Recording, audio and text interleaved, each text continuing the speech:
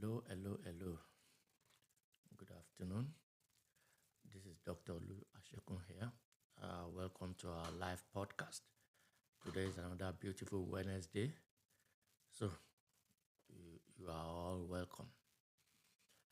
Today, we are discussing humanitarian deferred action. Humanitarian deferred action. We've been receiving series of questions regarding humanitarian deferred action, and that is why we are treating that topic today. So, you are welcome to this podcast. Remember to invite your friends, your family, your colleagues at work. Remember to join us. This is every Wednesday, 12 p.m. Central Standard Time. That is 12 p.m. Dallas time.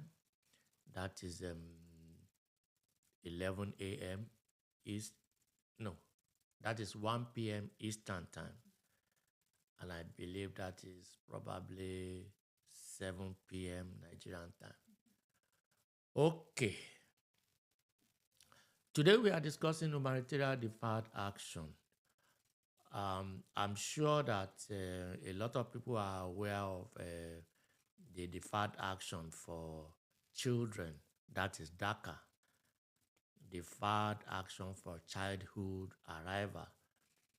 So, the humanitarian deferred action we are discussing today is different from DACA. This is available for everybody who is eligible. It is not limited to children. It is basically someone who finds himself or herself in a situation where he or she is unable to return to his or her home country on a temporary basis. Maybe because of sickness, maybe somebody who came into the US to visit and then while here, maybe got diagnosed with something serious like cancer or any other ailment, something major, and you are not able to return to your home country. At the same time, you don't want to violate your legal status. You are not in a position to look for employer to file a petition on your behalf, and you are not planning to go to school or do some other change of status. Maybe you are in the hospital, you don't even have the opportunity to do any of these things. Then what do you do if you do not want to violate the immigration laws? So for people who fall into that category, application that you do, that you complete a form, you pay some fee or you don't, no, that is not what this is all about. For this humanitarian deferred action, for those who are eligible, let's say somebody is here to receive treatment, given 6 months, and then realize that he or she is going to spend more time than given. Such a person can apply for humanitarian deferred action.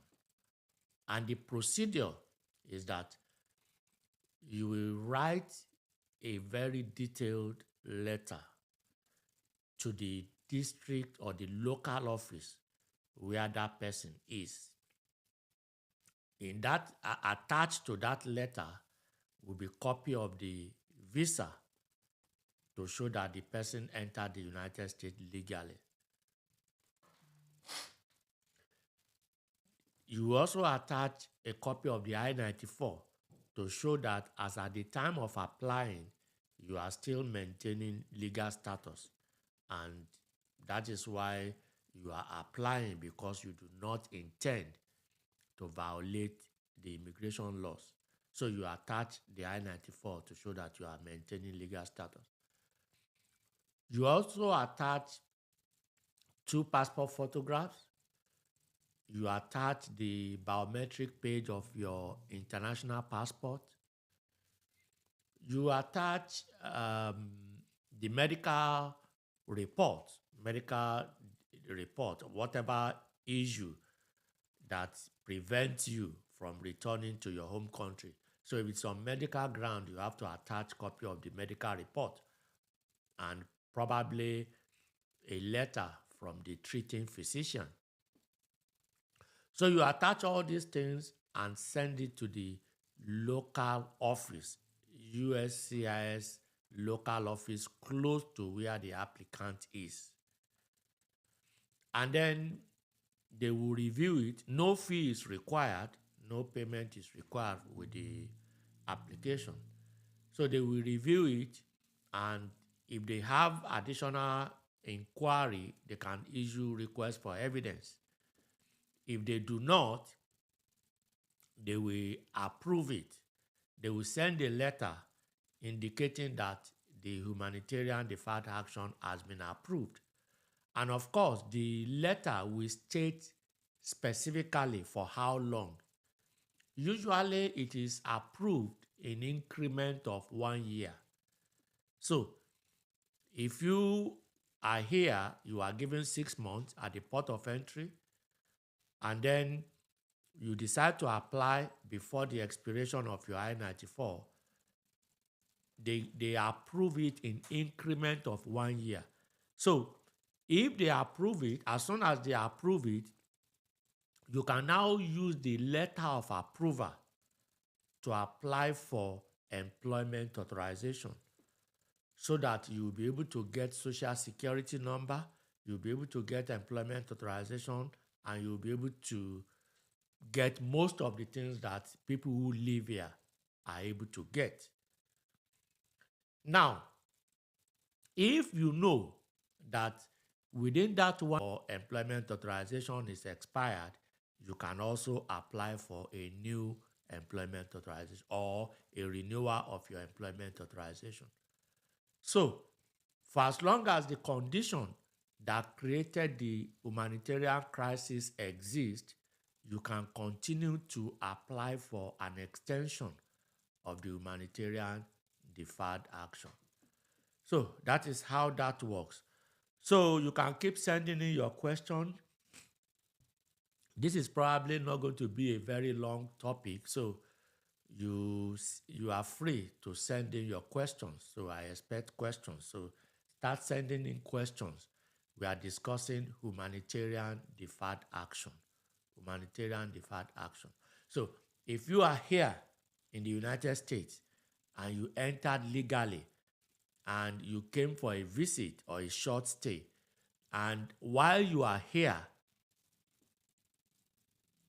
something happened that may prevent you from returning to your home country, and it is, of course, something, it has to be something major. Maybe you fell sick, maybe the person is receiving treatment and the treating physician believes that the person cannot travel. It has to be something unexpected and something serious.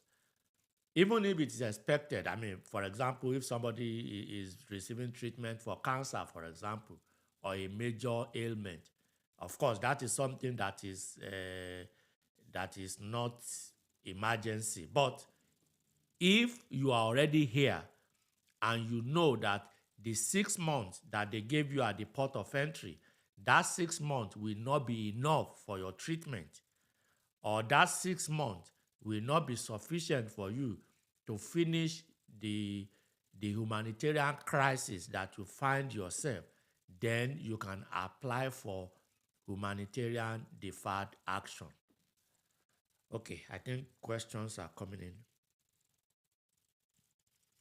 The first question: can someone in removal proceedings apply for humanitarian deferred action?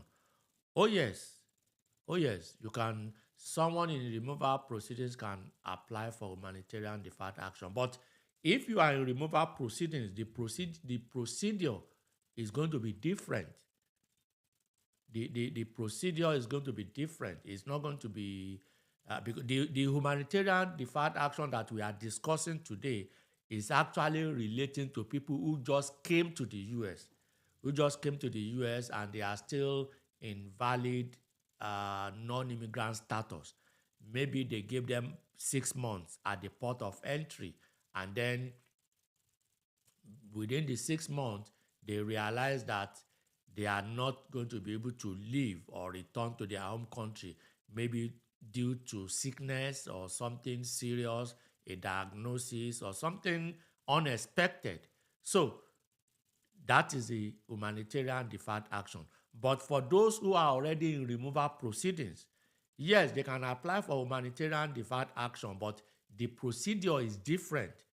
That will come in form of in form of AAO, the Office of Chief Counsel, granting deferred action. It is different from this humanitarian deferred action. This one is granted by USCIS. Remember, for people who are in removal proceedings, they are no longer under the jurisdiction of USCIS. USCIS is United States Citizenship and Immigration Services. So if you are already in removal proceedings, you are no longer within the jurisdiction of United States Citizenship and Immigration Services. You are now in court. You are within the jurisdiction of the United States Department of Justice. So the lawyer representing USCIS, they are called Immigration and Customs Enforcement Attorneys, ICE attorneys. So they are the one, they can either grant you deferred action or the court can grant it. But USCIS cannot grant you deferred action if you are already in removal proceedings. So the humanitarian deferred action we are discussing today is the one that can be granted by USCIS. The next question: is humanitarian deferred action only for medical issues? Well, not necessarily, but as the word indicates, humanitarian, it has to be something serious, something unexpected. It cannot be that, oh, you want to go to school. It cannot be that, oh, you want to visit a business partner. It cannot be, it has to be something humanitarian. Humanitarian simply means that something out of your control, something that is going to be in the public's interest. Something, for example, maybe somebody got into an accident while here. I mean, that's not something that you plan when you come to the US. That's not something that is expected. And of course, if you have to, but the most common form of basis for humanitarian deferred action is medical ground. That is the most common. That is the most common. To my experience, that is the most common. The next question: what happens if the applicant for humanitarian deferred action has family and needs them in the country to help take care of them? Can they apply too? No. Humanitarian deferred action is only for people who are already here in the US. As the name suggests, deferred means delay.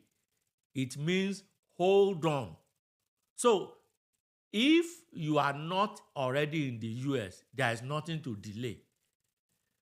However, if you are granted humanitarian deferred action and your family, let's say your spouse, your wife or your husband or your children, minor children under 21, if they are here with you, if you are granted humanitarian deferred action, they can apply too on the basis of your own grant. So, but if your family members are outside the United States, they can apply for visa. They cannot apply for humanitarian deferred action because they are not here in the US. But they can apply for visa at the embassy. They can apply for humanitarian visa. Humanitarian visa is different from humanitarian deferred action. Humanitarian deferred action is only for people who are physically present in the US, not people outside the US. But people who are outside the US can apply for humanitarian visa. But usually, if the person in the US has been granted humanitarian deferred action, the likelihood of getting humanitarian visa will be very high. Will be very high. Another reason one can get humanitarian visa, let's say somebody's family member is here in the US and maybe a family member passed or died. Yes, someone can apply for humanitarian visa, maybe to come and attend the burial, to come and attend to some other family issue relating to the death of the family member. All those can be part of the ground for applying for humanitarian visa. But when we are talking about humanitarian deferred action, it is only applicable to people who are physically in the United States, not people outside the US. The next question: is there a way to get a green card based on humanitarian deferred action? No, this is not a permanent thing. It is a temporary thing. It's a temporary approval. As I stated at the beginning, when an humanitarian deferred action is approved, it is usually approved in increment of 1 year. They will approve it for a year. As soon as it is approved, the applicant can use that approval to apply for employment authorization, so as to have to also apply for social security number and all of that.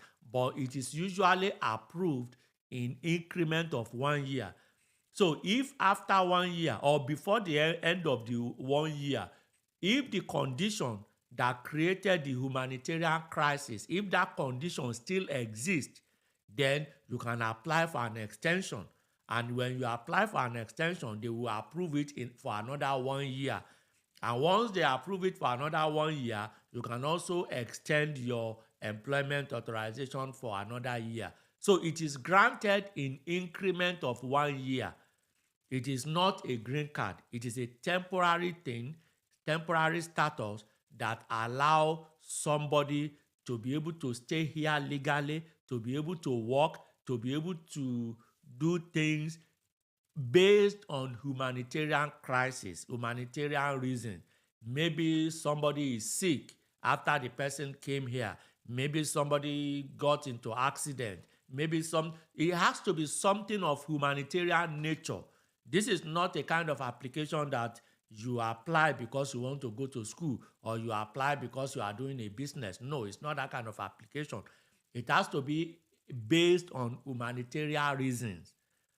Something unexpected, something that you didn't plan for, something that will require you to stay here longer than the 6 months that they gave you at the port of entry, something that is not of your own making, something humanitarian, something that is based on public policy. So that is the condition for applying for humanitarian deferred action.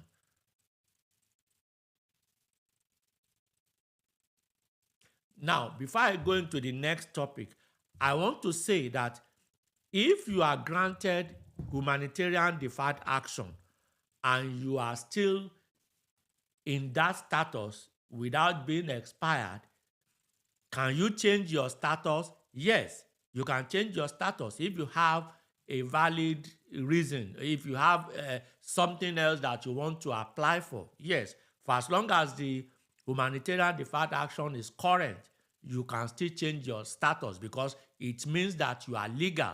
You are here legally. You have not violated any law. So you can change your status.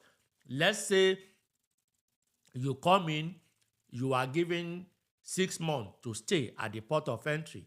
And before the expiration of the 6 months, you fell sick and you apply for humanitarian deferred action and it was granted for 1 year.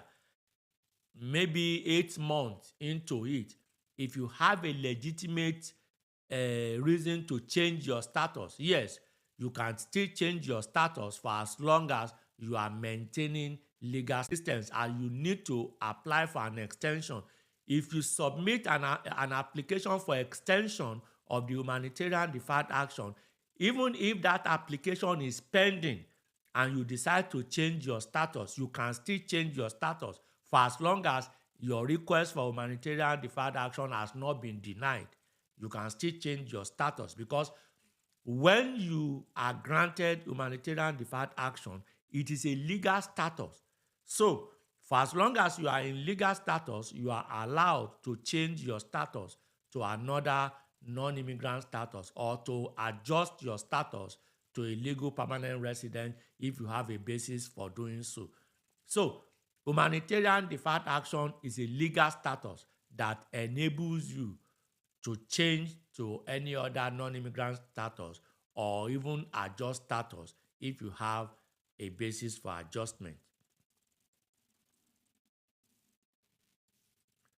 The next question: can you file a work authorization with the humanitarian deferred action to speed along the process of getting EAD? No, you cannot. You cannot. There is a process for it. You have to apply for the humanitarian deferred action and be approved before you can apply for employment authorization. If you apply simultaneously, your employment authorization may be denied because one, the humanitarian deferred action and employment authorization, they are not even processed at the same office. They are not processed at the same office. And when you submit application for employment authorization and you don't submit a basis along with it, they will deny it. So you have to wait for the humanitarian deferred action to be approved first, so that when you apply for your employment authorization, you attach a copy of the approval along with the employment authorization, so that they will see the basis for your employment authorization application and then be approved. So you cannot apply simultaneously. You have to be approved first before you can apply for employment authorization. The next question: is there a processing time for humanitarian deferred action? No. As I stated at the beginning, this is not a kind of process that you have to fill a specific form. This is not a kind of process that you have to pay filing fee. As the name suggests, this is humanitarian. So you send your application, you write a letter. You don't even, there is no application to complete. There is no application to pay for. You write a detailed letter requesting humanitarian deferred action. In your letter, you state why you are not going to be able to leave the country before, at the end of the 6 months they gave you. You have to explain what the problem is, and you attach evidence with your letter. You attach copy of your visa with your letter to show that you entered legally. You attach a copy of your I-94 to the letter to show that you are still maintaining legal status. You attach copy of the biometric page of your international passport to show your identity. You attach the reason, the basis for the humanitarian deferred action. If it is based on medical ground, for example, you attach medical record and a letter from from the physician that is treating you, so that if the physician states that, okay, this treatment we are giving this to this person is going to require lot and lot of appointment. We have just started this treatment. It may take us another 1 year. So the physician's letter must explain why your presence is going to be relevant, is going to be required, why you can. Local USCIS office, that is where you send it to. So it is humanitarian. it is not something that we can predict how long the processing time will be. But usually they don't delay it. They usually don't delay it. And secondly, as long as you submit the request before the expiration of your I-94, you are maintaining legal status. Once you submit the request before the end of your I-94, it means that you are maintaining legal status. So whenever it is approved, you will be fine. The next question.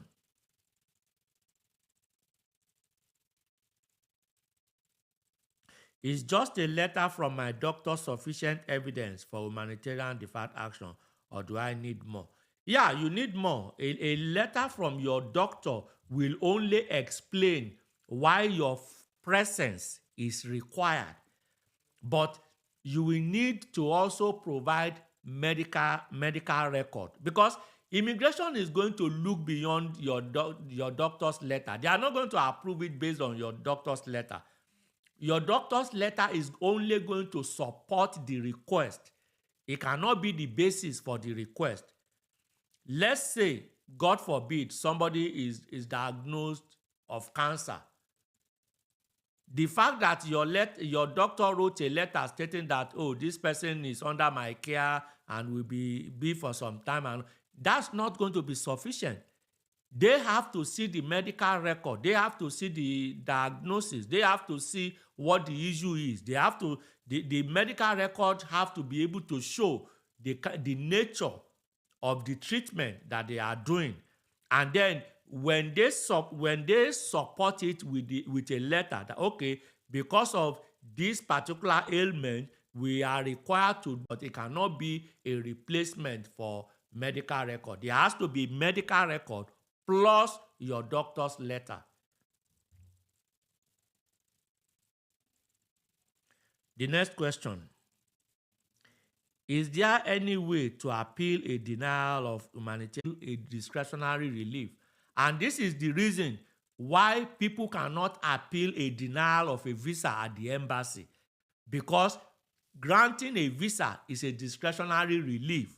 So under American law, unlike some other countries, under American law, any form of benefit that is discretionary is not appealable. That's why a consular officer can look at you and deny you visa without giving you a valid reason, and there's nothing you can do about it. So it is not appealable. Anything. This is not peculiar to humanitarian deferred action. Under the United States immigration law, any form of benefit that is discretionary is non-appealable. However, you can reapply. Because normally, if they deny it, they will, in their denial letter, they will state the reason why they are denying it. So if you believe that you can overcome the reason they gave, you can reapply. For example, if they state that, okay, we have reviewed your request for humanitarian deferred action, but we believe that this particular sickness is something that can be treated within 3 months. Therefore, we don't see the need for you to stay here indefinitely. You can provide medical report to show that it cannot be treated in 3 months. You can get letters from physicians to show that for you to be properly treated, it is not something that can be done in 3 months. So if you believe that their reason for denying it is something that you can overcome, you can reapply, but you cannot appeal. The next question. If my humanitarian, talking about approval now, if you apply before the expiration of your I-94, you cannot be deported. So while the application is pending, you cannot be deported. If the application is subsequently approved, as I stated at the beginning, they approve it in increment of 1 year. So if they approve it, it means that you will be able to apply for employment authorization. And when you apply the 1 year, if you realize that whatever created the humanitarian crisis will not be completely resolved before the end of the 1 year, you can apply for extension. That is why they approve it in increment of 1 year. So if the first 1 year is not sufficient, you can apply for another 1 year. So they will continue to extend it for you in increment of 1 year. And as soon as you get it, you will also continue to get employment authorization in increment of 1 year. So you cannot be deported during this time because you are in legal status.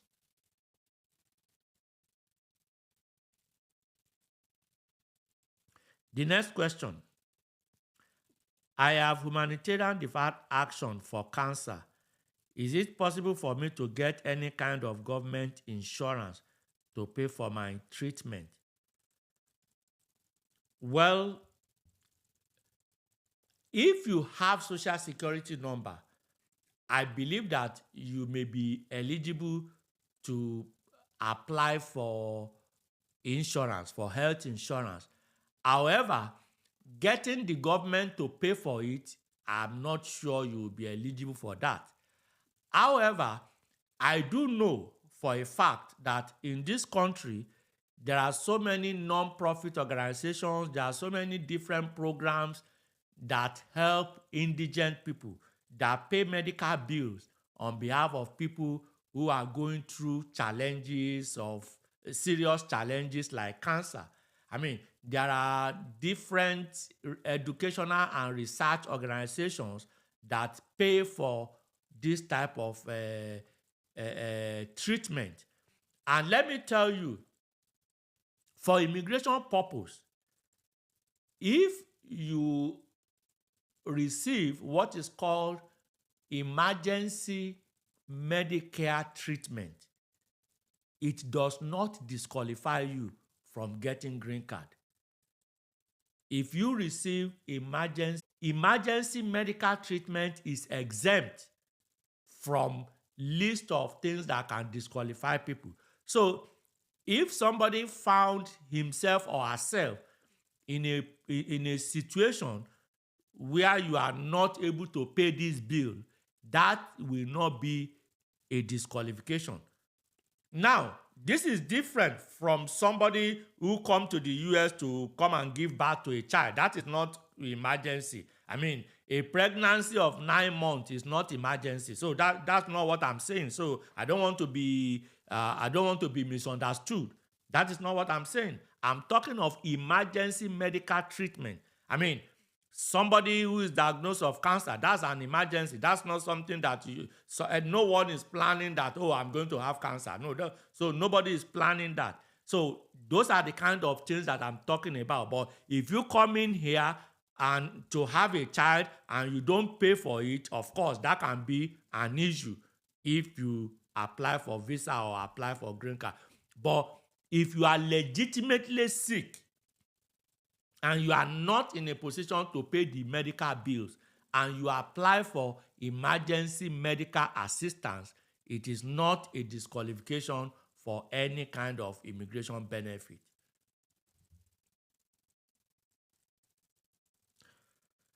The next question. What happens if you are committed, or is this one trying to say convicted? Okay, what happens if you are convicted of a crime while on humanitarian deferred action? Could you be removed then? Well, if someone is convicted of a crime while on humanitarian deferred action, such a person will be placed in removal proceedings like any other person who committed a crime. Such a person will be placed in removal proceedings, and when you get to the court, when you get to immigration court, they will give you what is called NTA, notice to appear. The notice to appear will contain your allegations, the allegations of what you did, and the immigration judge will ask you if you are applying for any benefit. So you will still go through the process like any other person. You don't have to necessarily be on humanitarian deferred action in order to be removed for commission of a crime. Even a permanent resident, a green card holder, can still be removed from the United States if he committed certain offenses. So Humanitarian deferred action is not a shield for commission of a crime. So anyone who committed a crime will still be placed in removal proceedings and go through the process of removal proceedings.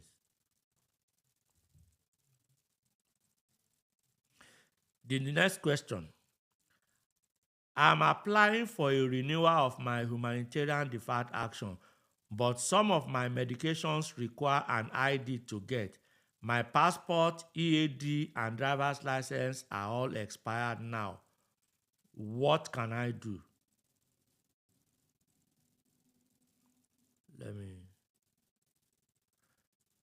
Well, I'm going to, you probably will have to renew your passport because but this question is talking about medication. Let me be sure I got the question right. I'm applying for a renewal of my humanitarian deferred action, but some of my medications require an ID to get. My passport, EAD, and driver's license are all expired now. What can I? Well, since this is talking about medications, I mean, you talk to your physician, talk to your doctor.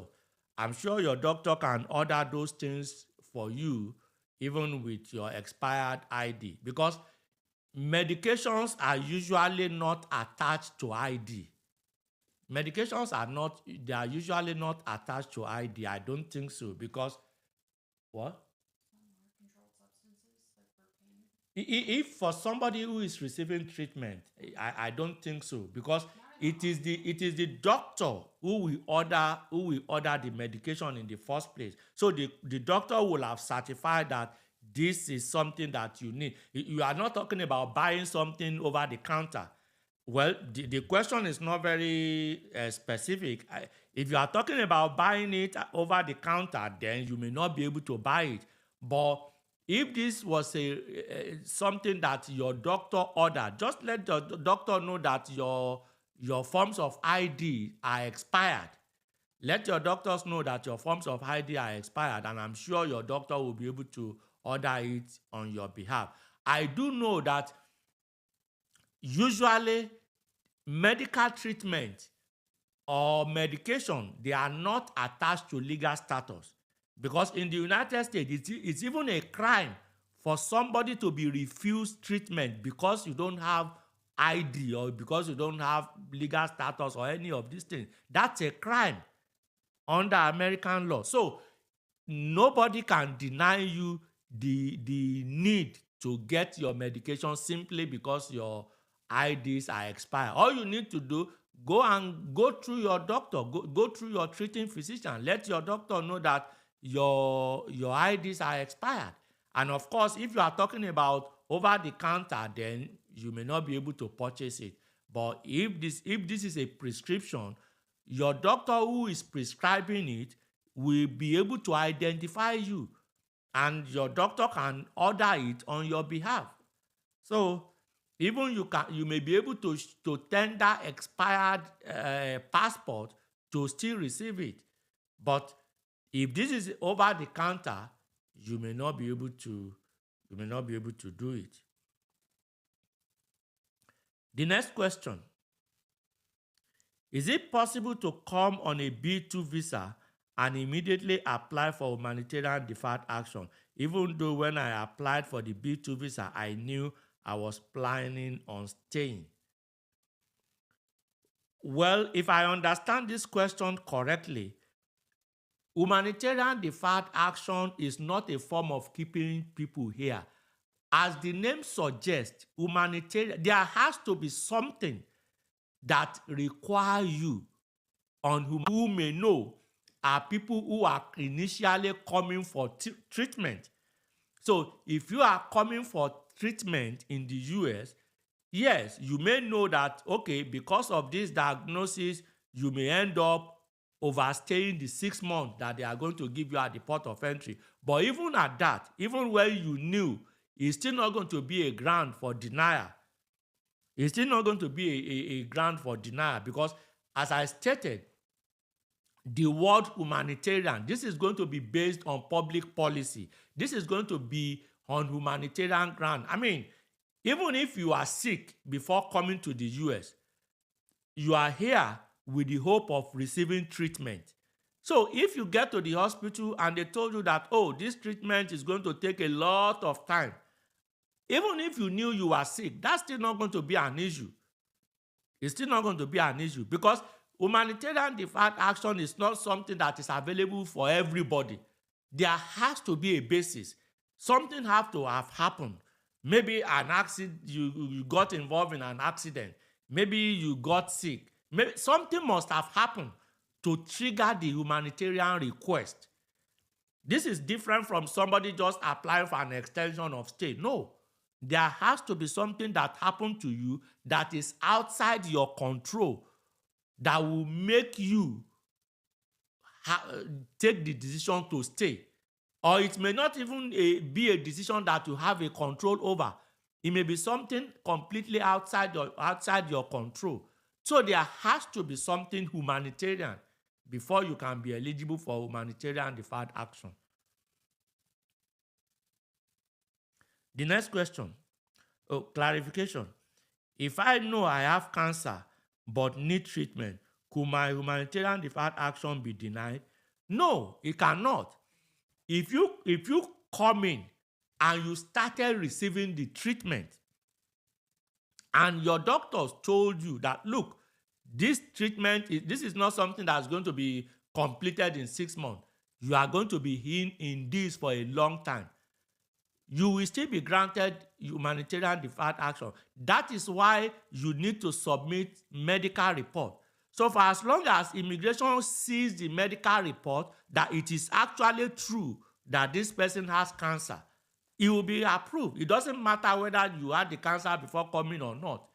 Because even if you had the cancer before coming, you are here with the hope of receiving treatment. And if the treatment is not going to be completed in 6 months, then you can apply for humanitarian deferred action and it will be granted. The next question. Is there a chance that the government could do away with humanitarian deferred action?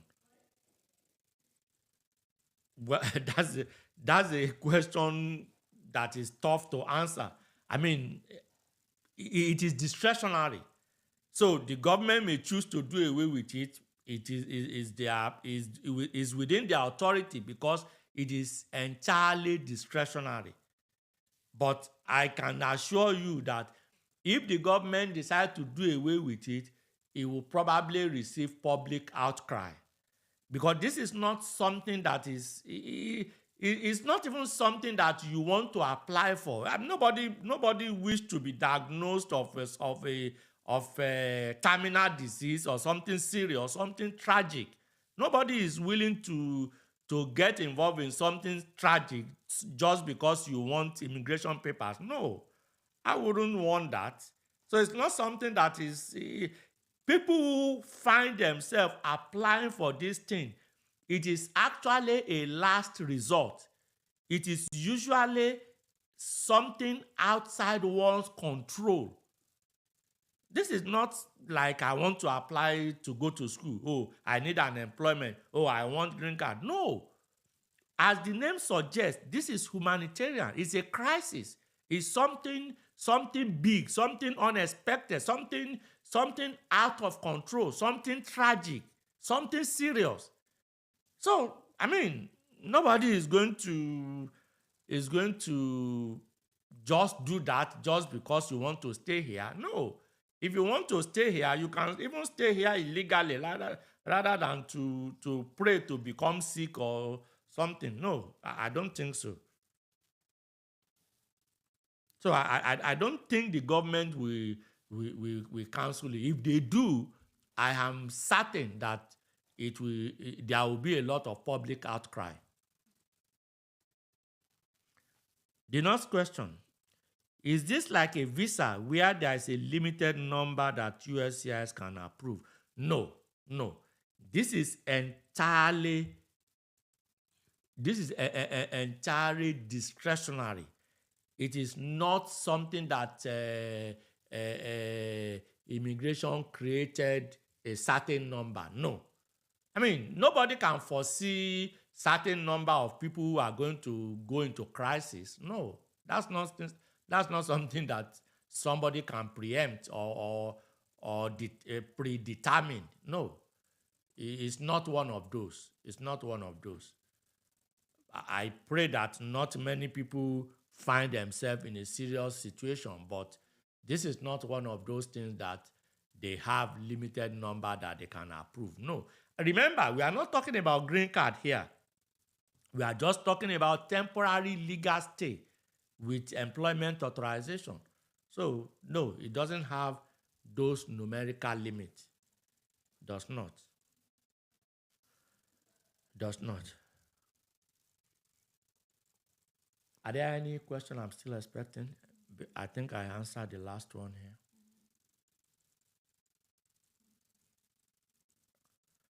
Keep sending the question. We still have about 10 more minutes to go. So I'm willing to answer more questions. We are discussing humanitarian deferred action today. Humanitarian deferred action.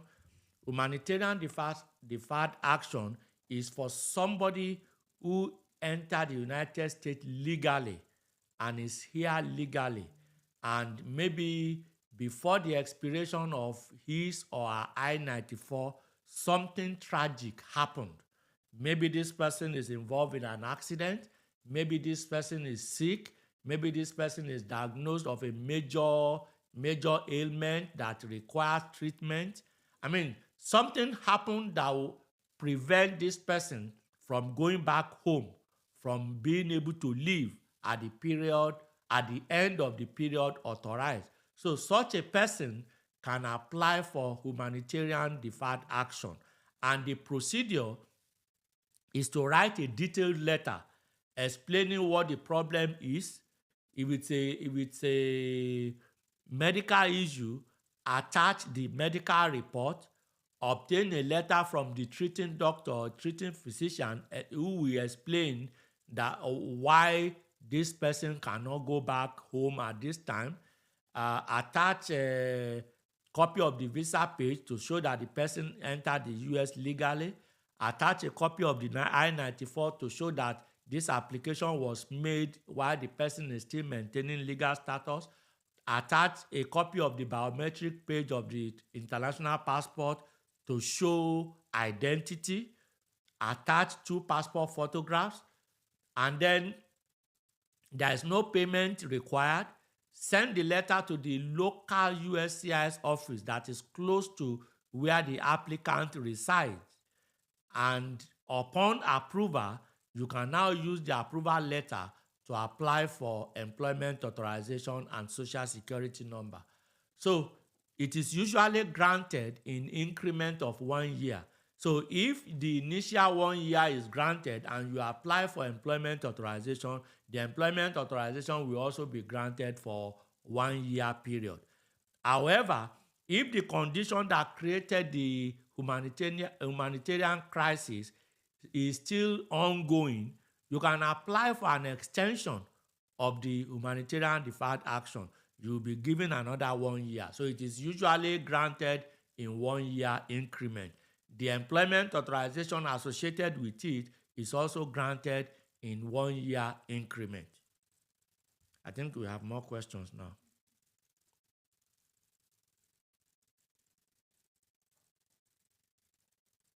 Okay, the next question. If I end up being able to work once my EAD is approved, could my renewal of humanitarian deferred action be denied because they think I'm not sick enough? Well, it is not your ability to work or not to work that will determine whether your application will be denied. It is the medical report. It is whatever the medical report is saying. That's what they are going to use. It is not your job that immigration is going to look at in determining whether to approve it or not. It is the medical report. So what is the medical report saying? If the medical report gives you a clean bill of health, then they may not renew it. You can still use your work authorization until it expires, but they will not renew it. However, if the medical report indicates that the problem is still ongoing, In fact, your treatment will still require more time. Whether you are working or not, it will still be approved. So it is the medical report that will state what your health condition is. That is what immigration will base their decision on. It is not on whether you are working. If they don't want you to work, they wouldn't have given you employment authorization in the first place. So the fact that you are working does not mean that they will deny an extension. It is the medical report they will look at. If the medical report indicate that, oh, you are now okay, you are okay to work, you are fine, you are okay to go back home, then they will not approve a renewal or an extension.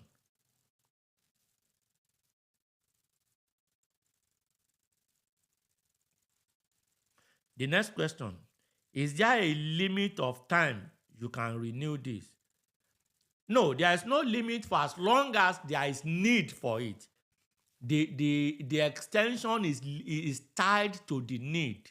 The extension is tied to your medical report. The extension is tied to your health condition or the condition that created the humanitarian crisis. So the extension is tied to that. So it's not about how many, but of course, you don't want to pray to be on sick bed for years. You don't want to pray for that because you want to stay here. No. I mean, they approve it in increment of 1 year, but usually if you are granted 1 year, you have social security number, you have employment authorization. If you are still in that condition and they extend it for the 2nd year, I mean, even if you want to stay here, then you need to start thinking of how to change your status. You don't want to continue staying in the hospital. You don't want to continue applying for humanitarian deferred action because you don't want to go home. No. Just look for other ways to change your status. The next question. Can I apply for humanitarian deferred action for another person? My spouse is here, but he had surgery and is in a coma. They think he will wake up soon, but his I-94 is about to expire. Can I apply? You are not the one to apply. He is the one that can apply. Yeah, he can apply, not you. Because even though he's in a coma, you can do the application on his behalf, but he will still have to be the applicant. You cannot be the applicant. But I assume that this question is talking about whether you can represent him to apply. Yes, you can do it on his behalf. So if you have access to his I-94, the biometric page of his passport, his visa page, if you can get his passport photograph, his medical report, and of course a letter from the doctor treating him. In fact, the fact that he's even in a coma is going to be a reason for it to be approved, because somebody who is in a coma cannot be expected to leave the US. Yes, you can do it on his behalf, but he still has to be the applicant. You cannot be the applicant. Even if you are the spouse, you cannot be the applicant.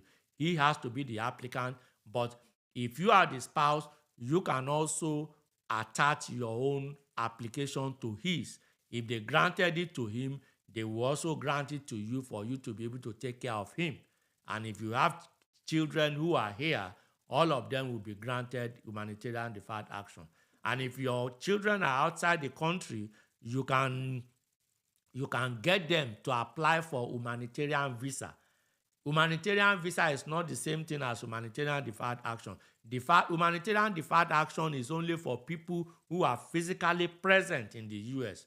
But those who are outside the US can apply for humanitarian visa using the same reason. The next question. Oh, it's a follow-up. Okay. Since I'm taking care of him, can I apply for it for myself in addition to his own application? So is this person a spouse? Okay, my spouse. Yes, you can. Yeah, you can apply for both of you. You can apply for both of you. He will still be the principal applicant because he is the one that is sick. Then you can also apply on the ground that you are the one taking care of him. Yeah, you can apply for both of you and they will grant both of you.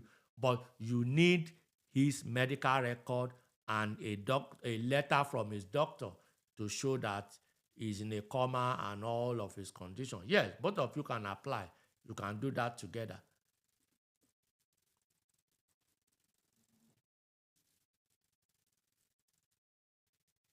Okay, I think that's the last question. Do I still have questions that I don't have here? Can you please check before we round up? We have 2 more minutes. So if there are questions, I'm still willing to answer it within the next 2 minutes.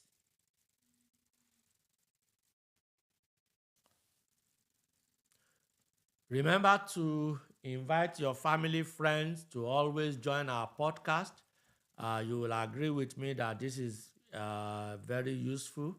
So it's good to also reciprocate by inviting co-workers, family, friends to also join and partake and benefit from this free information. You can also subscribe to our channel so that whenever we go live, you can be notified so that you will not miss anything. So we do this every Wednesday, 12 p.m. Central Standard Time. 12 p.m. Central Standard Time. So always remember to join us. Any more questions? Okay, so in the absence of any additional question, I'm just going to round up today. So today we discussed humanitarian deferred action for the benefit of those who join late. I'm going to summarize everything that we discussed. If somebody is in the United States on a temporary basis, maybe you came in on a visiting visa and they gave you 6 months or some months at the port of entry. While you are here, if there is a major problem, maybe somebody is involved in an accident, maybe somebody got sick, maybe somebody got unexpected diagnosis, or even somebody who has been diagnosed of something before but decided to receive treatment, and then you find out that the treatment will take months or weeks or something that will make you stay here beyond the period of your I-94, you can apply for humanitarian deferred action. And to apply, there is no filing fee, there is no application to complete. All you need to do is write a detailed letter, explain what the issue is, attach the visa page of your passport to it, attach 2 passport photographs, attach your I-94, attach the biometric page of your passport to show your identity, and then attach the medical report, letter from the doctor, send it to the local office, USCIS local office, and apply for humanitarian deferred action. If they review your application and agree that you have a condition that will not allow you to leave as planned, they will grant you humanitarian deferred action. And if you are granted, you can use the letter of approval to apply for employment authorization as well as social security number. So that is where we'll be hanging up today for this episode. Happy Thanksgiving. We hope to see you next week.